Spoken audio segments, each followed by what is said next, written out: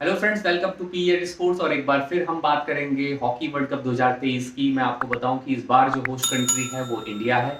और India host करने के साथ साथ इस बार प्रबल दावेदार भी कह सकते हैं कि इस बार कम से कम पोडियम फिनिश भी कर सकता है, क्योंकि क्राउड अपना है और ये गोल्डन अपॉर्चुनिटी इंडिया के पास रहेगी। इस वीडियो में हम जानेंगे कि कौन कौन सी टीम्स इंडिया के पूल में है, क्योंकि कल ड्रॉ जो है वो रिवील कर दिया गया है, जहां पे सीएम जो ओडिशा के हैं उन्होंने लगातार किस तरह का ओडिशा गवर्नमेंट का सपोर्ट रहा है हॉकी के लिए पिछले एक दशक से लगभग, वो सब हम जानते हैं। तो वहां पे कल जो है वो एफआईएच के जो सीईओ हैं और chief minister of Odisha government, वहां पे नवीन पटनायक, वो दोनों लोगों के साथ इस ड्रॉ को रिवील कर दिया गया है। कौन कौन सी टीमें इस बार इंडिया के पूल में शिरकत करेंगी और कौन कौन सी विश्व की ऐसी टीमें हैं जो बड़े स्तर पे बड़े नाम जो इस टूर्नामेंट में रहने वाले हैं, जिनका शिरकत करने के बाद ये प्रबल दावेदार के रूप में उनको देखा जाएगा।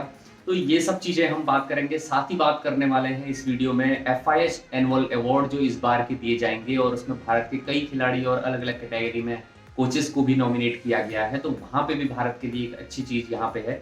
इस बार का वोटिंग प्रोसेस थोड़ा सा डिफरेंट है, उसके बारे में भी मैं आपको बताऊंगा। तो फिलहाल सबसे पहले बात करते हैं कि ड्रॉ इस बार किस तरह का रहा है। अगर मैं आपको बताऊं, इंडिया के साथ इंडिया को पूल डी में रखा गया है, होस्ट इंडिया को, और वहां पे इंडिया के साथ तीन टीमें और रहेंगी, जिसमें इंग्लैंड और स्पेन दो बड़ी टीमें, यानी कि इंडिया इस वक्त 5वें नंबर पे वर्ल्ड रैंकिंग में है और 6ठे नंबर पे इंग्लैंड है, और 8वें नंबर पर इस वक्त इवन करंट रैंकिंग अगर हम कहें तो स्पेन की 8वीं रैंकिंग है।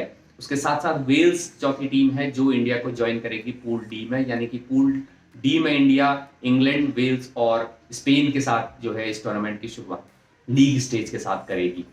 इसके बाद अगर हम बात करें सभी पूलों की, तो मैं आपको एक एक करके बता देता हूं। पूल ए की अगर हम बात करते हैं, तो पूल ए में जो टॉप रैंकर जो ऑस्ट्रेलिया है, ऑस्ट्रेलिया के साथ अर्जेंटीना, फ्रांस और साउथ अफ्रीका जैसी बड़ी टीमें हैं। और अर्जेंटीना और ऑस्ट्रेलिया यहाँ पे मैं कहता हूँ कि बड़ी टीम के रूप में रहेंगी। उसके अलावा पूल बी में बेल्जियम है, जर्मनी है, साउथ कोरिया है और जापान है। दो एशियन कंट्रीज लगभग यहाँ पे हैं, और जर्मनी और बेल्जियम यहाँ पे बड़े नाम आपको दिखाई देते हैं। उसके साथ ही साथ पूल सी में नेदरलैंड्स, न्यूजीलैंड, मलेशिया और चिली। न्यूजीलैंड का हालिया प्रदर्शन बहुत बेहतर है, तो उसके लिहाज से नेदरलैंड्स और न्यूजीलैंड यहाँ पे बेस्ट टीम्स के रूप में रहेंगी। और पूल डी में जैसा मैंने आपको बताया कि इंग्लैंड के साथ इंडिया और साथ ही साथ स्पेन, ये तीन टीम यहाँ पे बड़ी रहेंगी, और वेल्स थोड़ा सा हल्की टीम यहाँ पे मिल सकती है।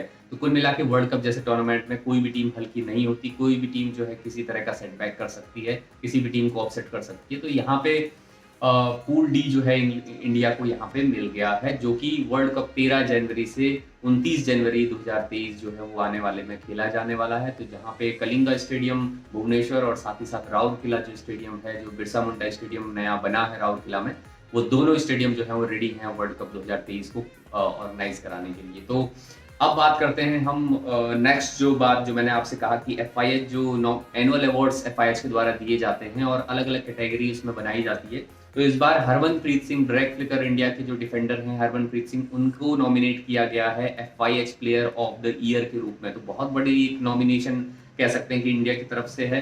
उसके साथ साथ पीआर श्रीजेश मेंस टीम से गोलकीपर ऑफ द ईयर के लिए नॉमिनेट हुए हैं। वुमेन्स टीम की हम बात करें तो वहाँ पे सविता पूनिया को नॉमिनेट किया गया है गोलकीपर ऑफ द ईयर के लिए। और उसके अलावा अगर मैं बात करूं तो ये तीन तो खिलाड़ी हो गए। उसके अलावा जो कोचेस की बात करें तो यहाँ FIH coach of the year के रूप में मेंस कैटेगरी में ग्राहम रीड जो इंडियन मेंस टीम के कोच है उनको नॉमिनेट किया है, और जेनिका शॉपमैन जो वुमेन्स टीम की कोच है इस वक्त, उनको नॉमिनेट किया गया है वुमेन्स कैटेगरी में। उसके अलावा दो राइजिंग प्लेयर भी इंडिया की तरफ से, मेंस और वुमेन्स दो राइजिंग प्लेयर भी नॉमिनेट किए गए हैं। तो कुल मिला के देखा जाए तो इस बार का भी नॉमिनेशन एक तरह से इंडिया के हक में रहने के काफी चांसेस हैं।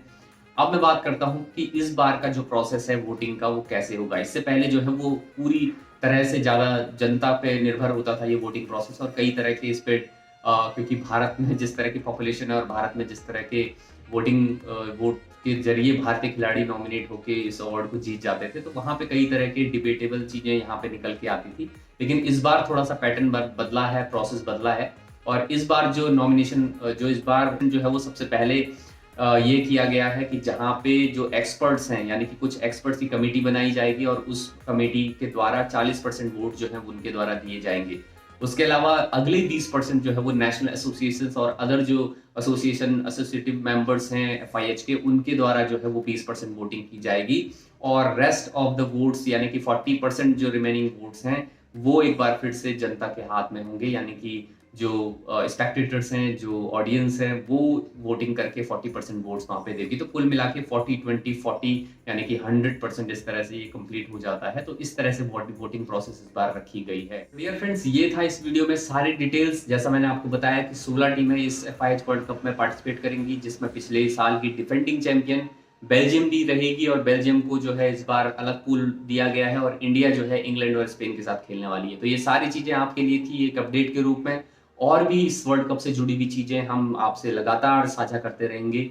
आप हमारे साथ जुड़े रहिए, हमारे चैनल के साथ जुड़े रहिए, और चैनल को सब्सक्राइब जरूर करिए, और साथ ही साथ वीडियो पसंद आता है तो लाइक जरूर करना है। किसी भी तरह का सजेशन और किसी भी तरह का कमेंट आप करना चाहें तो कमेंट बॉक्स पे आप कर सकते हैं।